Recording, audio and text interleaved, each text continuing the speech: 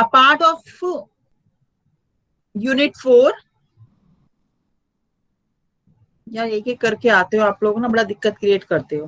तो यहाँ पर हम सबसे पहले हम देखेंगे डीपीएसपी एंड फंडामेंटल राइट्स के बीच में क्या रिलेशनशिप है एंड क्या डिफरेंस है। तो first of all reading DPSP into fundamental rights.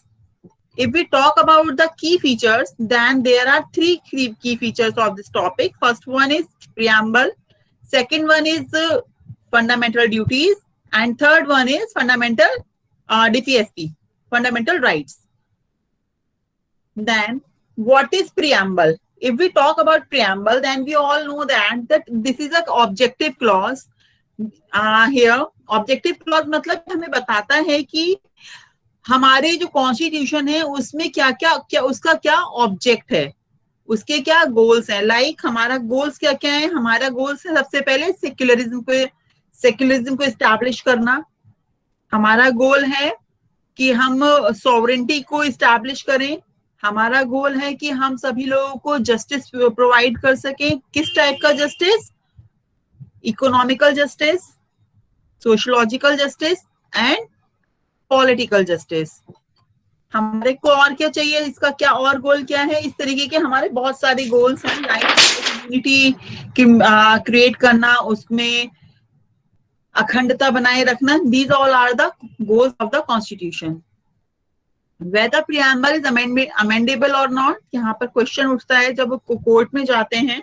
तो कोर्ट कहता है yes this is amendable, and इसी आधार पर हमारे कॉन्स्टिट्यूशन के प्रियम्बल में एक बार अमेंडमेंट किया गया और उसमें कुछ वर्ड्स जोड़े गए, जिसमें सबसे पहला वर्ड था सेक्युलरिज्म, दूसरा वर्ड था फ्रेटर्निटी. ओके, फिर इसके बाद जो हमारा जो कॉन्स्टिट्यूशन है वो उसकी रूट्स क्या है. अगर हम रूट्स की बात करें तो प्रियम्बल हमारे कॉन्स्टिट्यूशन की रूट है कि किस तरीके से हमारा कॉन्स्टिट्यूशन वर्क करेगा. इसको कौन बताता है? हमारी प्रियम्बल बताती है. इसके बाद हम आ जाते हैं नेक्स्ट स्लाइड पे, fundamental rights. What is fundamental rights? If we talk about fundamental rights, then we can say that these are the natural rights given to any person by the state or by the nature. Afterwards, state, first one is nature. When these rights are given to by the nature, then it is known as natural rights. But when it is given by the constitution, it is known as fundamental rights. So we can say that fundamental rights are the natural rights which is given by us by the nature, but afterwards it is secured by the Constitution of India. हमारा जो constitution है, our constitution gave us 6 fundamental rights now, but before these were 7. Right to property is excluded from this because amended from this and made the state made this a legal right under Article 300A. Now 6 fundamental rights are right to equality, right to freedom, right against exploitation, right to religious freedom, right related to culture and education, right to constitutional remedies. Right to equality मतलब समानता का अधिकार, right to freedom स्वतंत्रता का अधिकार, right against exploitation शोषण के विरुद्ध अधिकार, right to religious freedom धार्मिक स्वतंत्रता का अधिकार, right related to culture and education शिक्षा और संस्कृति एवं शिक्षा संबंधी अधिकार, right to constitutional remedy that is संवैधानिक उपचारों का अधिकार. Now we are going to discuss about the right to equality. Right to equality have almost 5 articles. First one is article 14. हम ये जानते हैं कि फंडामेंटल राइट्स का जो चैप्टर है वो 12 से लेकर 35 तक जाता है, but Article 12 is talking about the definition of state, which we already discussed in class. Article 13 is talking about the definition of law, and there are some regulations on and rules for the fundamental right for this chapter. Like they tell us that those provisions which are against fundamental rights, they are void, null and void. जिस मात्रा तक वो लोग हमारे fundamental rights को violet करते हैं उस मात्रा तक शून्य होंगे. These kind of some provisions given under Article 13. But the right to equality, That is a fundamental right. Start from Article 14. First one is right to Article 14, where equality before law. इसमें क्या है, इसमें कहता है कि प्रत्येक व्यक्ति को विधि के समक्ष समानता का अधिकार होगा, विधियों के समान संरक्षण का अधिकार होगा. There are two words. First one is equality before law and second one is equal protection of law. When we talk about equality before law, this is the positive provision, and second one is equal protection of law. This is a negative provision, because equality before law is positive because ये सबको equal right they रहा है, और विधियों का समान संरक्षण, that is equal protection of law, मतलब उन्हीं लोगों को इक्वल प्रोटेक्शन दे रहा है, सभी लोगों को दे रहा है, उसमें कोई भेदभाव नहीं कर रहा है, लेकिन इक्वालिटी अमंग इक्वल्स की बात कर रहा है, equal protection of law. When we talk about equality before law, this line came from Britain, and if we talk about equal protection of law, this line is came from America. Now article देखिए, equality before law, article 14 is a law, is a general law. ठीक है, एक law बता दिया कि सबको समानता का अधिकार होगा, बट इसको कैसे आप फॉलो अप कराओगे, इसको फॉलो अप कराने के लिए हमारे पास आर्टिकल 15, 16, 17 एंड 18 है. आर्टिकल 15 क्या कहता है? Article 15 provides that prohibition of discrimination on grounds of religion, race, caste, sex और प्लेस ऑफ बर्थ. ये कह रहा है कि किसी भी व्यक्ति के साथ में उसके रिलीजन के आधार पर, रेस के आधार पर, कास्ट के आधार पर, सेक्स के आधार पर या फिर प्लेस ऑफ बर्थ के आधार पर आप डिस्क्रिमिनेशन नहीं कर सकते हैं. बट महिलाओं और बच्चों को इसमें कहा गया कि आप उनके लिए स्पेशल प्रोविजन बना सकते हैं. दूसरा इसमें क्या कहा गया, भाई आपको जो है हम ये राइट देते हैं कि आप ओबीसी, एससी, एसटी के लिए स्पेशल प्रोविजंस बना सकते हैं. ऐसा क्यों किया गया? ऐसा इसलिए किया गया ताकि उन लोगों को भी एक ऊंचाई तक लाया जा सके, ताकि वो लोग भी अपना जीवन सामान्य स्तर पर आकर के जी सकें, जैसे कि अदर पीपल्स जी रहे हैं, जैसे कि जनरल लोग जी रहे हैं. इसी को जो है आर्टिकल 15 में ही अभी न्यूएस्ट अमेंडमेंट आया है, जिसमें हमारे को ईडब्ल्यूएस, इकोनॉमिकल वीकर सेक्शन को भी रिजर्वेशन दिया गया. ऐसा क्यों किया गया? ताकि वो लोग भी अपनी लाइफ को ऊपर लाने के लिए काम करें, क्योंकि हर एक व्यक्ति का फंडामेंटल राइट है कि वो अपनी लाइफ को डिग्निटी के साथ जिए. और डिग्निटी के साथ जीने के लिए क्या जरूरी है? डिग्निटी के साथ जीने के लिए जरूरी है कि किसी भी व्यक्ति के पास आय के समुचित साधन हो, हर एक व्यक्ति अपने आप को किसी से कम ना समझे. इसीलिए आर्टिकल 15 हमको मना करता है कि किसी तरीके का डिस्क्रिमिनेशन नहीं किया जाएगा इन आधारों पर, और सभी को कहीं ना कहीं इक्वलिटी पे लाने की कोशिश की जाएगी. When we talk about Article 16, Article 16 is all about equality of opportunity in matters of public employment. When we talk about equality of opportunity, opportunity कहाँ opportunity? Public employment में, लोक सेवाओं में opportunity की बात कर रहा है. जैसे कि हमारा PCS का एग्जाम होता है, UPPCS का, तो उसमें अपॉर्चुनिटी सबको दी जाएगी सब. लेकिन उसमें भी इन्होंने कहा कि 7 ग्राउंड्स दे रहे हैं हम बाद में, इसमें 16 में, आर्टिकल 16 में, उन 7 ग्राउंड्स के अलावा आप किसी आधार पर, उनमें से किसी एक आधार पर आप डिस्क्रिमिनेट नहीं कर सकते हैं. लेकिन इसमें भी ये लोग SC, ST, OBC, महिला, बच्चों आदि को क्या कर रहे हैं? रिजर्वेशन दे करके उन्हें ऊपर लाने की कोशिश कर रहे हैं. Next is article 17, abolition of untouchability.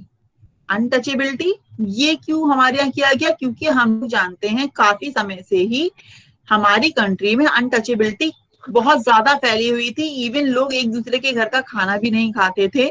इन चीजों को देखते हुए हमारे कॉन्स्टिट्यूशन ने क्या किया? अबॉलिशन ऑफ अनटचेबिलिटी किया, ताकि उन लोगों को भी जिनके साथ ऐसा व्यवहार किया गया है, उनके साथ में ऐसा व्यवहार ना हो. और ऐसा व्यवहार ना करने से क्या होगा? वो लोग आर्टिकल 15, 16 की परिधि में आएंगे और उनको भी ऊपर लाने में हमारा कॉन्स्टिट्यूशन एक निर्णायक भूमिका निभा सकेगा. Article 18, abolition of titles. हम जानते हैं कि अबॉलिशन ऑफ टाइटल्स क्या होता है? हम जानते हैं कि हमारा जो कॉन्स्टिट्यूशन है उसके पहले जब हमारे यहाँ ब्रिटिश लोग थे, मुगल लोग थे हमारे यहाँ, तो वो लोग क्या करते थे? एक टाइटल दे देते थे. जैसे रविन्द्रनाथ टैगोर को टाइटल दिया नाइटहुड दिया था, उस टाइटल को उन्होंने क्या कहा कि भाई ऐसे टाइटल से आप जो दे रहे हैं, जो टाइटल इस तरीके के, उनसे क्या होगा, सामने वाला बंदा जो है अपने आप में एक स्पेसिफिक फील करने लग जाएगा, वो स्पेशल हो जाएगा, और वो क्या करेगा, अलग से राइट मांगेगा, कहेगा मैं इनके बराबर नहीं हूं, I am not like them, I am knighthood.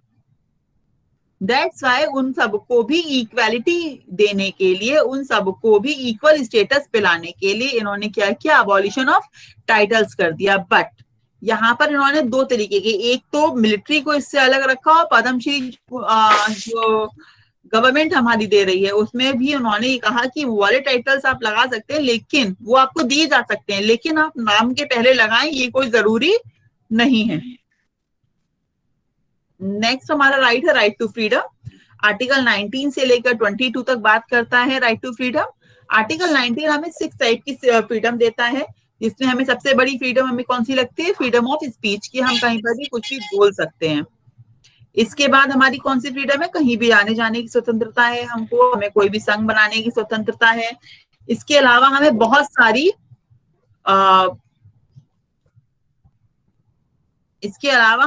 सारी स्वतंत्रताएं हमारा कॉन्स्टिट्यूशन प्रोवाइड करता है।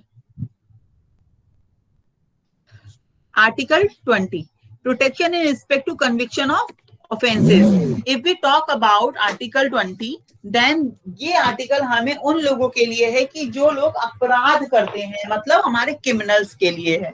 भाई ये अब आप लोग कहोगे कि हमारा जो कॉन्स्टिट्यूशन है वो अच्छे लोगों के लिए है या क्रिमिनल्स के लिए है, जो हम क्रिमिनल्स को भी सपोर्ट करें, तो नहीं, क्रिमिनल्स भी तो इंसानी होते हैं, इसीलिए उनको भी राइट टू फ्रीडम है। हम उनके साथ भी किसी प्रकार का किसी भी प्रकार से डिस्क्रिमिनेशन नहीं होने दे सकते हैं, फ्रीडम के लिए तो बिल्कुल भी नहीं। तो इन्होंने क्या किया, आर्टिकल 20 बना दिया, और आर्टिकल 20 के माध्यम से इन्होंने कुछ क्रिमिनल्स राइट्स दे दिया अक्यूज्ड को, जैसे कि कोई भी किसी भी व्यक्ति के साथ दो बार, किसी भी व्यक्ति को एक ही अपराध के लिए दो बार दंड नहीं दिया जा सकता, इसी तरीके से पनिशमेंट नहीं दिया जा सकता, इसी तरीके से कोई भी व्यक्ति जो है अपने खिलाफ साक्ष्य देने के लिए बाध्य नहीं किया जा सकता। These kind of things done under article 20।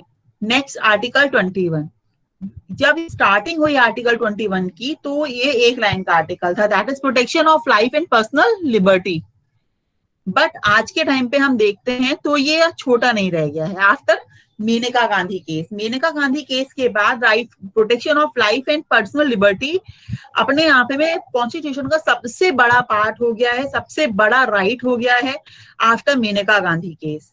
जब इसमें ड्यू प्रोसेस, जब इसमें हमने जस्ट फेयर एंड रीजनेबल को एड ऑन कर दिया प्रोसेस एस्टैब्लिश बाय लॉ में, then it became due process of law, and due process of law बनते ही हमारे जो कॉन्स्टिट्यूशन है उसमें अलग अलग राइट्स को हम लोग इंक्लूड करते चले गए। फिर आ जाता है article 21A, right to education. ये पहले क्या था, डीपीएसपी का पार्ट था, लेकिन nowadays it is right to education, जो हमारा फंडामेंटल राइट है। किसको दिया गया, 6 to 14 ईयर्स के बच्चों को दिया जाने वाला right. Article 22 protection against arrest and preventive detention in certain cases. देखिए, कुछ लोग जो अपराधी होते हैं उन लोगों को भी अरेस्ट के खिलाफ और प्रिवेंटिव डिटेंशन के खिलाफ प्रोटेक्शन की यह बात कर रहा है कि भाई आपने किसी को अरेस्ट किया है तो उसको क्या क्या राइट्स मिलने चाहिए, या फिर आप किसी को डिटेन करने जा रहे हैं तो उसको क्या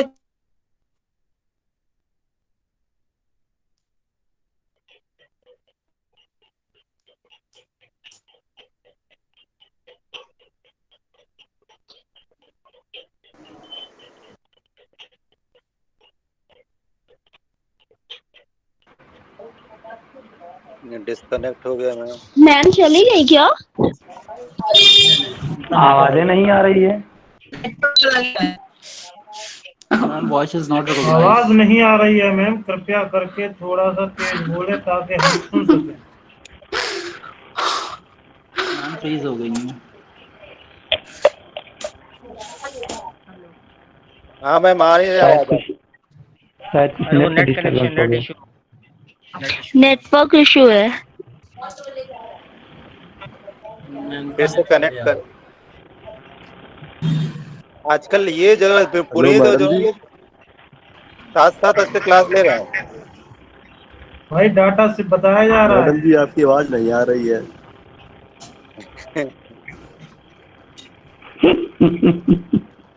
आप लोग थोड़ा सब्र रखिए, मैम अभी आ रही होंगी। मैम दिख तो रही है।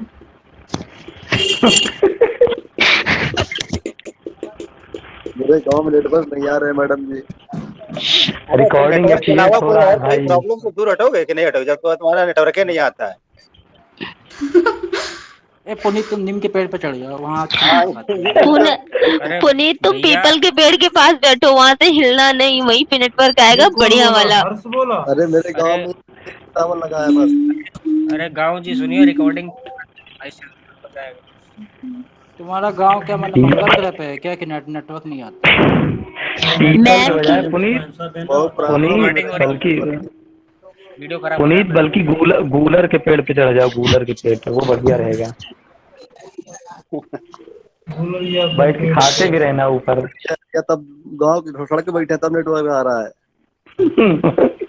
अभी जो है पुनीत का सिस्टम बढ़िया कोई काम कर बात रहा है। नहीं, कोई बात नहीं पुनीत, तुम्हारी अटेंडेंस मैम मान लेंगे, चिंता ना करना। हेलो मैडम जी बोलिए, आवाज नहीं आ रही है आपकी। तुम्हारे कारण तुम्हें आवाज नहीं आ रही, तुम आ गए हो। पुनीत तुम चुप रहो, अभी मैं पढ़ा रही हूँ, रुक जाओ आती हूँ। 50% डेटा वैसे भी खत्म हो चुका है, अभी पूरी क्लास नहीं हुई है। भाई धीरज भाई डेटा का बहुत इश्यू है भाई आपका। यार क्या करें भाई, अभी मतलब आधा खत्म हो गया अभी।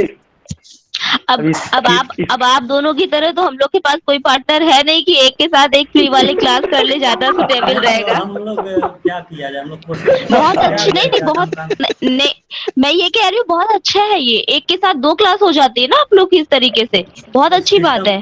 सिस्टम का सदुपयोग करते हैं हम लोग। बिल्कुल के बिल्कुल। चक्कर में तो कल पता है कमलेश जी आओ कभी हवेली एक के साथ एक। अरे हवेली पे बिल्कुल भैया आना है। आप सो रही हैं क्या? हमारी हवेली पे आना है भैया। अरे आओ यार कभी। हाँ वो आज बस इतना इंसिस्ट ना करो, आ जाएंगे जल्दी। यीशु बाबा अभिषेक आ गया। शुक्ला जी सो रही हैं क्या भैया? नहीं यार जगी हूँ। मैम का मैसेज आया है, इलेक्ट्रिसिटी प्रॉब्लम में अभी आ रही है वापस। ओके कोई दिक्कत नहीं है, सब लोग जुड़े रहिए। ओके अभी शायद क्या प्रॉब्लम है? पहले तो ये कि शायद ये मैम की रिकॉर्डिंग चल रही है वाइस चांसलर को दिखाने के लिए, तो सच में तुम्हारे नाम पहले आएगा बेटा, समझ तुम ही लोग पहले 2 आदमी हो। कोई ना भाई, क्या करे भाई, अपनी मस्ती चल ही रही है।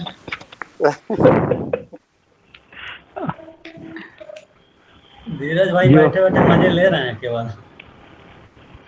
क्या किया जाए, घर में दूसरा कोई काम ही नहीं है, कोर्ट बंद है।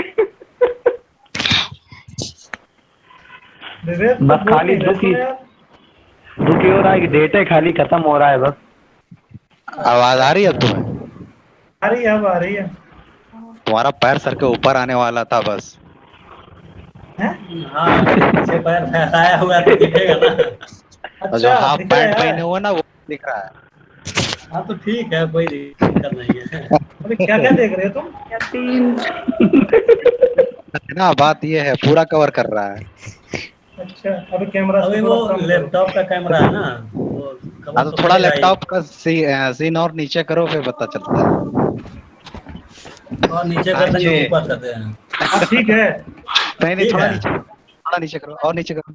अभी और नीचे कर देंगे तो इनका पूरा सीनअप हो जाएगा। भाई साहब पूरा रिकॉर्ड हो रहा है, इतना बोला जा रहा है, सब जा रहा है। कुछ नहीं रिकॉर्ड हो रहा है, सब बंद है। मैम जब लेफ्ट कर गई है तो रिकॉर्ड हो रहा है। नहीं रिकॉर्डिंग का तो ऑप्शन आ रहा है ना ऊपर, अभी भी रिकॉर्ड हो रहा है यार। अच्छा हाँ यार वहाँ पे रिकॉर्डिंग दिख रहा है भाई। अबे ये मैम ने आर्टिकल 21 में फूंक रहा है कौन इतनी तेज? धीरज भाई हाँ भाई। मैम ने बात आर्टिकल 21 की गई थी, तो उसमें मृत्यु का मृत्यु को जो जीने का अधिकार के साथ साथ जो मृत्यु का मरने का अधिकार था, वो एक केस दिया था। वो केस का पता है, कुछ केस में मतलब मना किया था कि भाई जीने के साथ मरने का अधिकार भी नहीं है। ज्ञान कौर वो शायद वो तो ज्ञान हाँ भाई कौर ज्ञान वाला है कौर ना। वाले में। ज्ञान Kaur versus state of Punjab. ज्ञान कौर वाला है, पक्का हो? अरे हाँ भाई पक्का, एकदम पूरा पान वाले में जो पक्का लगाते हैं वो पान, अच्छा पक्का पान। ये वाला है। तो ठीक है, ज्ञान कौर। हाँ यार सही पकड़े, सही पकड़े हैं ना। सही पकड़े, स्टेट ऑफ पंजाब है। अरे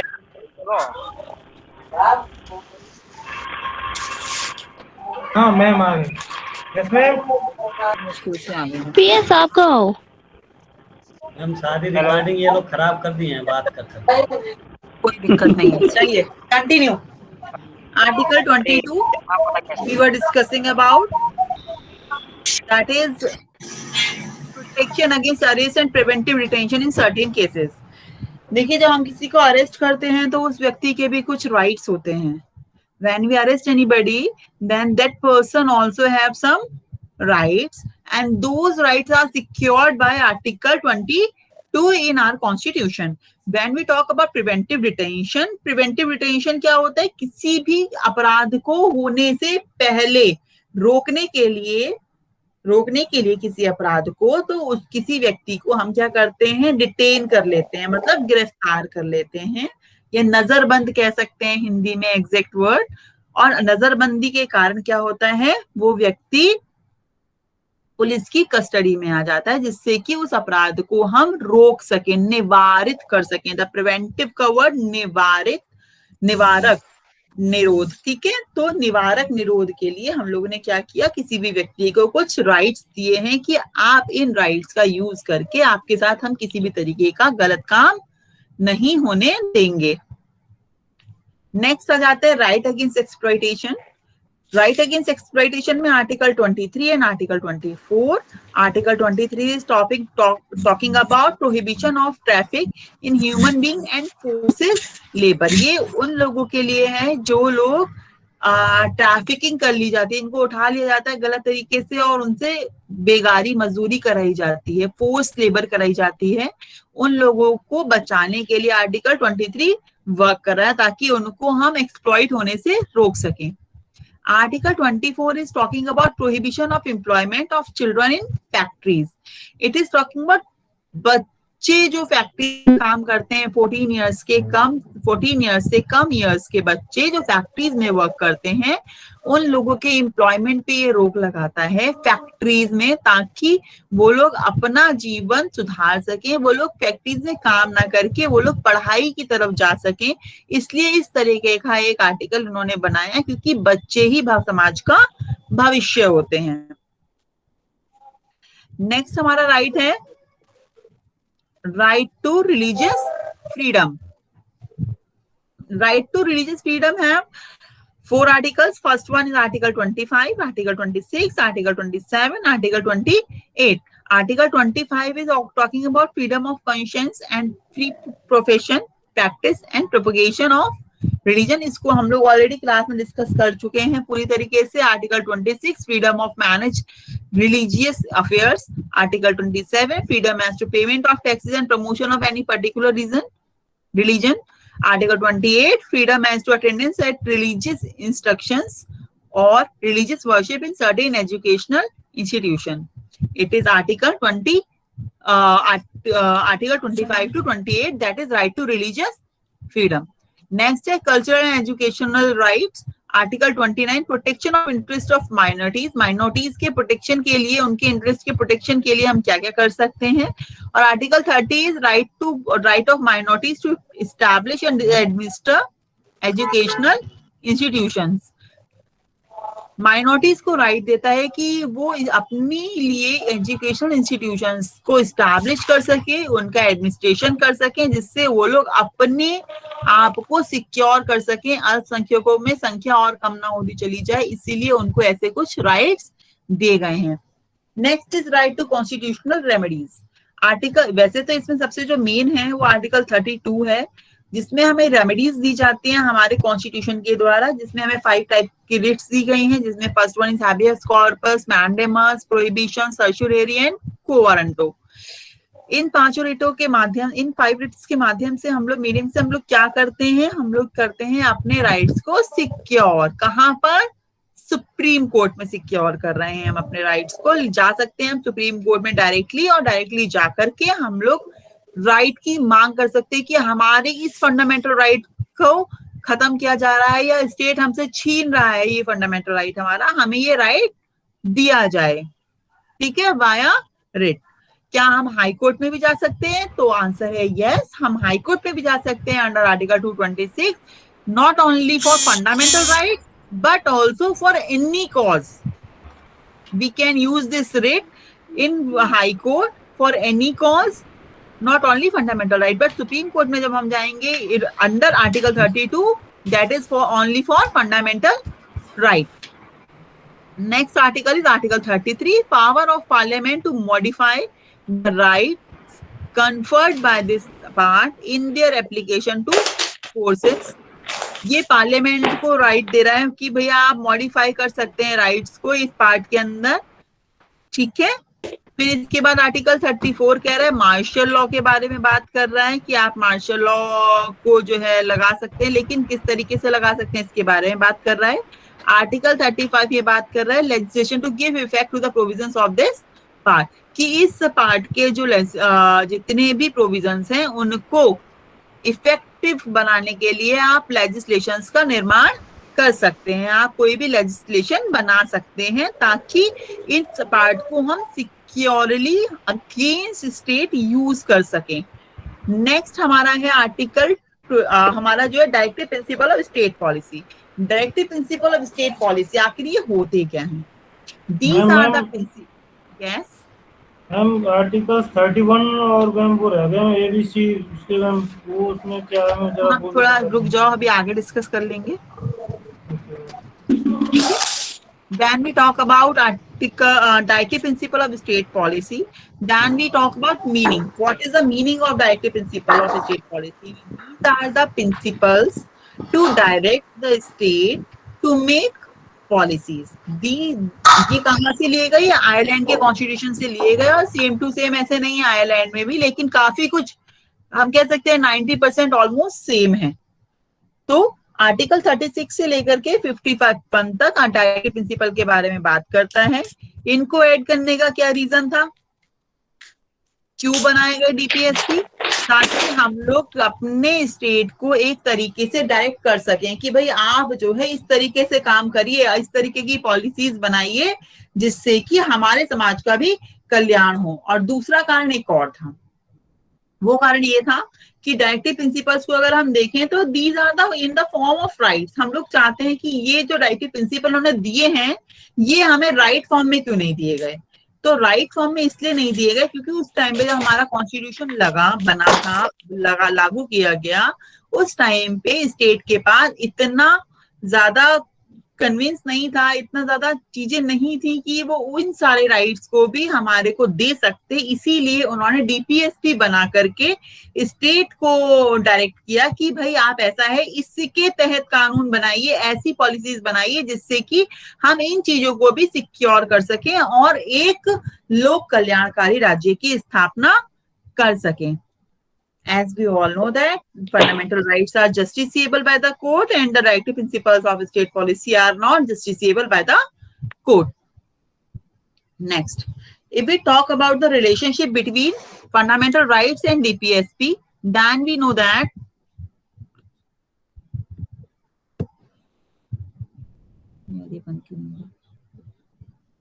if we talk about एक मिनट,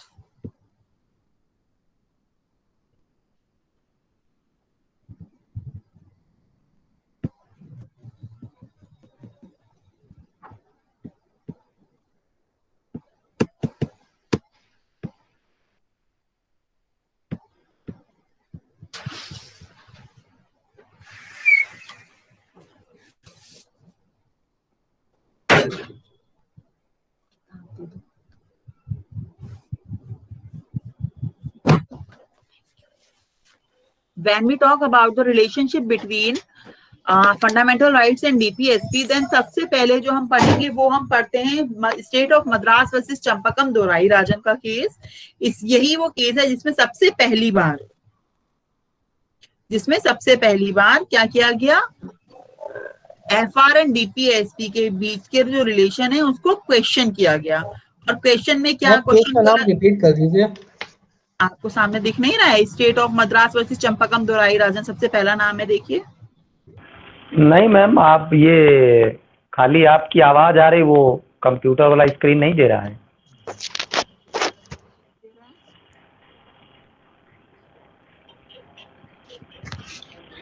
स्क्रीन चली गई है मैम। दोबारा करते हैं। अरे नहीं आ रही मैम, गूगल कर लो। देखो अब आया, अभी भी ना नहीं आ रहा मैम। मैम। आया? हाँ कुछ आ रहा है। अब आया मैम। अभी स्क्रीन आया आ नहीं रहा है। है। आ गया मैम। रास्ते में है। हाँ आ गया मैम, कभी आ गया, देखो आया। अब आ गया। Yes ma'am. State of Madras versus Champakam Dorai Rajan का केस हम इसमें पढ़ते हैं। सबसे पहले क्या केस था भाई ये, इसमें क्या क्वेश्चन उठा सबसे पहले हमारे सुप्रीम कोर्ट के सामने, कब का केस है सबसे पहले तो पता होना चाहिए, 1951 का केस है।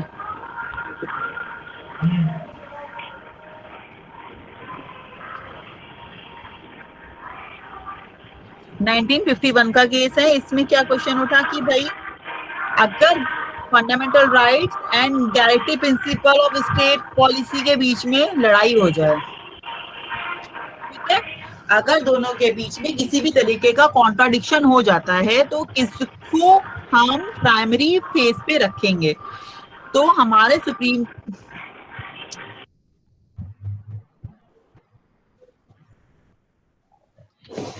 सबसे पहले हम किसको रखेंगे, तो हम रखेंगे किसको, सुप्रीम कोर्ट क्या कहता है कि भाई ऐसा है, हम लोग जानते हैं कि fundamental rights are justiciable by the court and DPSPs are not justiciable by the court, so we can say that हम लोग जानते हैं ऐसा है, इसीलिए इसी कारण से हम फंडामेंटल राइट्स को ऊपर रखेंगे देन DPSP।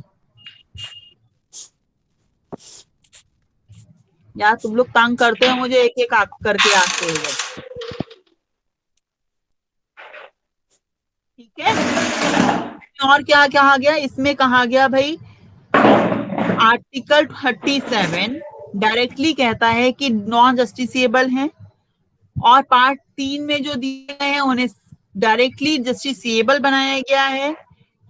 और हमारा जो फंडामेंटल राइट वाला पार्ट है that is the holiest part of the constitution.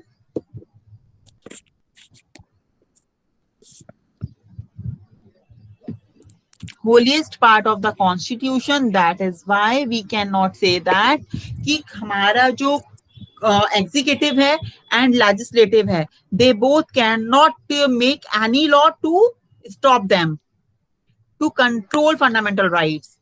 That is why we can say that कि ऐसा नहीं होने के कारण हमारे जो लेजिस्लेशन है और हमारी एग्जीक्यूटिव है उनको कंट्रोल नहीं कर सकती है, not even judiciary can control them. इसीलिए हम कह सकते हैं कि हमारे जो फंडामेंटल राइट्स हैं वो ऊपर हैं देन DPSP।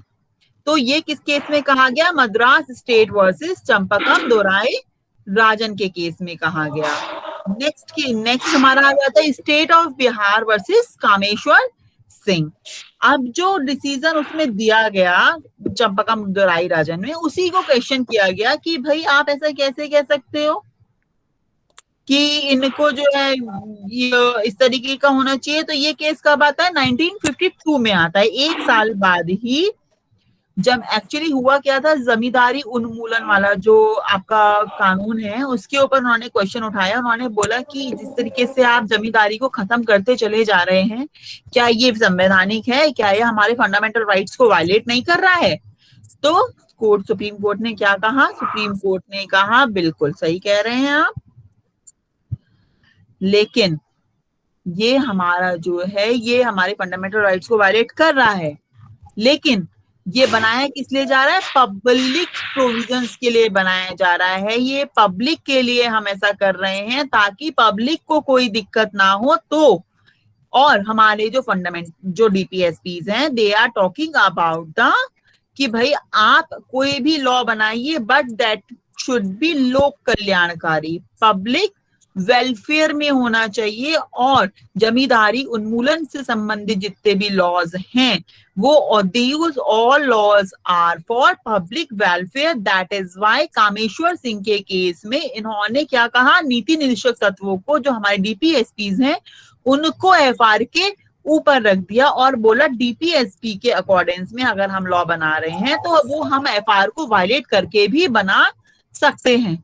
लेकिन इसके तुरंत बाद अगले ही साल एक और केस आ जाता है, द केरल एजुकेशन बिल। ठीक है, इस मामले में इसमें क्या हुआ?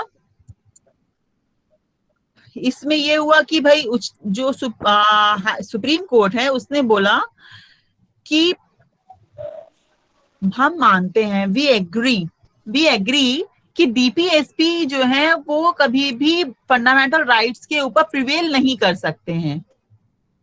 ठीक है, बट हम लोग कहते हैं कि उनका एक स्कोप है। हम मूल फंडामेंटल राइट्स का एक स्कोप निर्धारित कर दिया सुप्रीम कोर्ट ने और कहा कि भाई ये स्कोप के अंदर अगर फंडामेंटल राइट है तो ठीक है, इस क्षेत्र के अंदर है तो ठीक है, अगर इस क्षेत्र के बाहर जा रहा है तो हम ये मानेंगे कि हम नीति निदेशक तत्व दैट इज डीपीएसपी को हम ऊपर मान लेंगे। तो that means Madras versus चंपाकम Dorai Rajan का जो केस था उसमें डीपीएसपी को नीचे कर दिया और किसको ऊपर कर दिया? फंडामेंटल राइट्स को ऊपर कर दिया। फिर आ गया अगले साल कामेश्वर सिंह। एक ही साल में देखिए सिचुएशन कितना चेंज हो जा रही है। कामेश्वर सिंह के आने के बाद क्या होता है? वो कहते हैं नहीं, DPSP are more important, has more importance than fundamental rights, because हम लोग पब्लिक वेलफेयर की बात कर रहे हैं। हाँ, पब्लिक वेलफेयर के लिए जरूरी क्या है कि हम लोग अपने फंडामेंटल राइट्स के लिए ना लड़ करके हम पब्लिक वेलफेयर जो सरकार कर रही है उसको मान्यता दे दें, उसे रिकॉग्नाइज कर लें। इसी को सपोर्ट करते हुए आ गया था केरला एजुकेशन बिल, जिसमें ये कहा गया कि डीपीएसपी को हम मानते हैं वो प्रिवेल नहीं करेगा, लेकिन फंडामेंटल राइट का एक स्कोप होता है, उस स्कोप के अंदर रहते हुए फंडामेंटल राइट्स वर्क करेंगे और डीपीएसपी को आप कर्टेल नहीं कर सकते हो। यहां तक किसी को समस्या? ठीक है, इसके बाद हमारा केस आ जाता है Keshavananda Bharati versus state of Kerala. Keshavananda Bharati के बारे में हम सब जानते हैं। इसने क्या किया? इसने पूरा का पूरा पिक्चर ही चेंज कर दिया। अब तक जो सरकार थी वो अपनी मनमानी करती चली आ रही थी, स्टेट को अपनी मनमानी करते चले जा रहा था। लेकिन क्या करा इन्होंने? केशवानंद भारती 1978 के केस में उन्होंने एक प्रिंसिपल दे दिया, छोटा सा नन्हा सा प्यारा सा, और उसमें कह दिया कि भाई देखिए, फंडामेंटल राइट हो चाहे डीपीएसपी हो चाहे कुछ भी हो, आप पूरे कॉन्स्टिट्यूशन में कुछ भी कीजिए, हमें कोई दिक्कत नहीं है। हम नहीं जानते कि डीपीएसपी एफआर जो है ऊंचे हैं या डीपीएसपी ऊंचे हैं, हमें तो बस एक चीज समझ में आती है, दैट इज बेसिक। हमें आता है समझ में कॉन्स्टिट्यूशन और कॉन्स्टिट्यूशन का बेसिक स्ट्रक्चर। हम ये मानते हैं कि हमारे कॉन्स्टिट्यूशन का जो बेसिक स्ट्रक्चर है वो खत्म नहीं होना चाहिए। थ्योरी ऑफ बेसिक स्ट्रक्चर दिया और उसके माध्यम से इन्होंने क्या कर दिया? इन्होंने बता दिया कि भाई जो फंडामेंटल राइट्स हैं एंड जो डीपीएसपी हैं, both are supplementary to each other. That is why we cannot say that कि कौन ऊंचा है या कौन नीचा है, both are equal weightage, both have equal weightage, and हम इसमें से किसी को भी ये मान के नहीं चल सकते हैं कि ये कम ताकतवर है या ये ज्यादा ताकतवर है। जो इसी केस में जो हमारे न्यायाधीश हेगड़े एंड मुखर्जी थे, उन्होंने कहा fundamental rights and DPSPs both are the both are very important to our constitution. The main purpose of fundamental right is egalitarian, to make egalitarian society and to stop the and समाज का उत्पीड़न को रोकना, समाज के उत्पीड़न को रोकना या बंधनों से सब नागरिकों को मुक्त करना और सबके लिए स्वतंत्रता प्राप्त कराना। ठीक है, ये हमारे फंडामेंटल राइट्स का उद्देश्य है। और नीति निर्देशक तत्वों का जो कि हमारे डीपीएसपीज हैं उनका क्या उद्देश्य है? तो वी कैन से दैट सभी लोगों को social and economical purpose provide करना कि हमारे डीपीएसपीज का मेन पर्पस है। इसी के साथ साथ both are supplement to each other. क्या आज की क्लास हम यहीं तक रखें या आगे बढ़ाएं? मैम यहीं तक रखिए, अगला तो पढ़ेंगे आप लोगों का है ना। ओके मैम, क्योंकि रंजन सर का भी आ गया है मैसेज। यस, नहीं वो स्टार्ट तब तक नहीं करेंगे जब तक यहाँ खत्म नहीं हो जाएगा। वैसे अगला केस यूनिकृष्णन है, यूनिकृष्णन versus state of Andhra Pradesh. यहाँ से कल हम कंटिन्यू करेंगे, ठीक है? Okay ma'am, okay, thank you. Okay, stop sharing. Okay ma'am, thank you भाई। फोटो खींच लूं कौन हो? अटेंडेंस ले लीजिए मैम। रंजीत फोटो खींच लो बेटा। Yes ma'am. हाँ भाई, श्रेया क्या क्वेश्चन था बोलो। अभिषेक रतन क्या क्वेश्चन था? कुछ क्वेश्चन था? अरे कैसे है? नहीं मैम कोई क्वेश्चन मेरा था एक्चुअली मैम क्वेश्चन, मैं आर्टिकल 31 एबीसी पूछना चाह रहा था। हाँ, 31 एबीसी हम कल डिस्कस करेंगे when we talk about the 25th and 42nd amendment act. हाँ मैम, और मैम एक क्वेश्चन और था मैम। हाँ, after the Keshavananda Bharati ma'am case, जैसे मैंने बोला था कि both are supplement each other ma'am, तो क्या मैम बोला था एक दूसरे के पूरक हैं। हाँ। तो क्या हम ये, और उससे पहले मैम जो केस आया था मद्रास वर्सेस चंपारण दोरैया का केस आया था, तो उसने बोला था कि इनफोर्सेबल नहीं है। तो क्या केशवानंद भारती केस के बाद क्या ये फोर्सेबल माना जाएंगे क्या? नहीं, देखो डीपीएसपी तो एनफोर्सिएबल है ही नहीं, जस्टिसेबल है ही नहीं, बिकॉज आर्टिकल 37 अपने आप में ही डिक्लेयर कर दे रहा है। तो मैम इसका में जो पूरक शब्द यूज किया गया है इसका क्या मैं अर्थ मान? सप्लीमेंट का मतलब ये होता है कि उसके साथ में रह करके दोनों काम करेंगे। जैसे तुम और प्रशांत साथ में बैठे हुए साथ में लेके काम कर रहे हो, दोनों साथ में पढ़ रहे हो ना एक ही मोबाइल से। You both are supplement to each other now. ऐसा नहीं है कि प्रशांत को हटा एक इमेज में दोनों लोग यूज कर रहे हो। यस, एक ही डाटा में हम लोग दोनों लोग इस्तेमाल कर ले रहे हैं। फोटो खींच लिया चरणजीत? कहाँ है चरणजीत? घूम गया क्या? आ गया भाई, दिक्कत मैम